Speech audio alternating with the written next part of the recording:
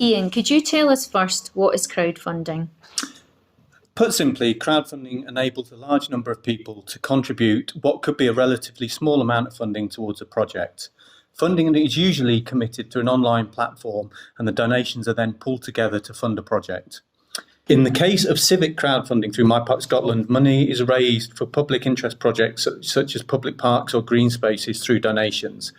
As MyParkScotland is a registered charity, it means donations can be gift aided, with the additional 20% going towards developing a park endowment fund. So, can you tell us a little bit about the background and setup of MyParkScotland?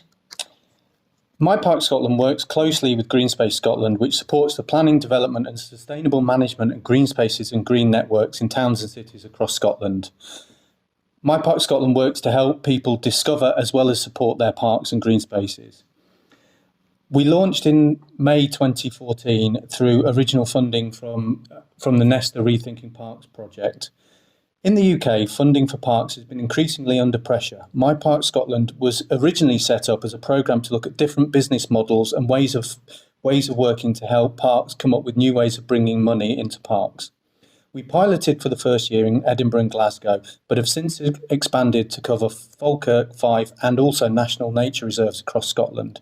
We list nearly 500 parks and green spaces on the website, and since launching have listed over 65 projects ranging from play parks to floating islands for nesting birds, bat boxes and mini orchards.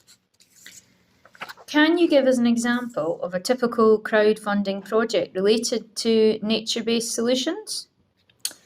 There's been quite a range of projects on the site so far, but one of the ones we're currently running is a project called the Bothy at Birdie House Burn, and I think that's quite an interesting example of a community-led project. Birdie House Burn is a local nature reserve in Edinburgh, which is supported by a very active community group called the Friends of Birdie House Burn. In the nature reserve, there is a small building called a Bothy, which the community group would like to develop as a place of training for other groups to meet and understand about the reserve. The group has applied under new Scottish Government legislation to purchase the building for £5,000 under a community asset transfer. They did this in January of 2019. They are now crowdfunding as part of their fundraising to raise £26,000 to refurbish the building in the nature reserve. So they are currently on their crowdfund with MyParkScotland, 70% of their target achieved with only 12 days left to go. So they're pushing to raise that final few £1,000s. What makes the difference for a crowdfund between success or failure? In our experience, it's mainly down to the promotion of the project. There can be belief among some groups that once you put details online, people will miraculously find and donate your project, or they do a very small amount of promotion. The more promotion a group does, the more likely their project is to succeed. Planning is another important element. Groups can be reactive and don't plan in advance. If they plan in advance, then they can keep that promotion going during the campaign. Also, groups can get what we call campaign fatigue, where there's a lot of enthusiasm for the first few weeks of the crowdfunding campaign, but then that dips. So we encourage groups to plan in advance, do as much planning as possible, and also to do as much promotion as possible. To help that, we have developed a crowdfunding resource toolkit, which is available for free on the MyParkScotland website. It explains crowdfunding, includes a workbook to encourage planning and engagement for projects. In some cases, online promotion works best. In others, face-to-face promotion works better. It very much depends on the group. What do you see as the main benefit of crowdfunding? We've found one of the main benefits about crowdfunding is that it's not just about the money alone, but equally crowdfunding is about raising awareness of green spaces and parks themselves, raising awareness about the group, raising awareness about what is going on in the area.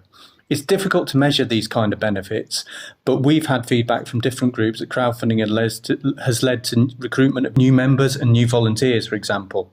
It's important that the groups understand that crowdfunding is about creating a project that can enable the group to engage with a wider audience. So it's much more about the group developing as the financing. I would say definitely do a film. Make it short, don't make it long, make it 2 to 3 minutes long, and don't be worried about the quality of that film. It doesn't have to be hugely professional. You could do it on your phone, you could do it quite quickly. Write everything down you need to do, make a clear list, get together with like-minded people and make sure you have lots of publicity in place. Do lots of different events. Making sure people know who you are and giving them a chance to get involved in the project helped as well. Use your Facebook and all your media tools, and also ask the council they can help, and MyParkScotland have been very helpful to us. And I would say that most people probably don't realise the potential of people individually giving. I think we sort of thought, or you feel a bit nervous about saying to people, can you give us some money for something? But actually I think one of the things that came out in the training was, don't think that, ask. If you don't ask, you won't get. So that's definitely something I would say, don't be hesitant about asking. People can say no if they want to. Just in general, get on with it and be positive. That's what we did.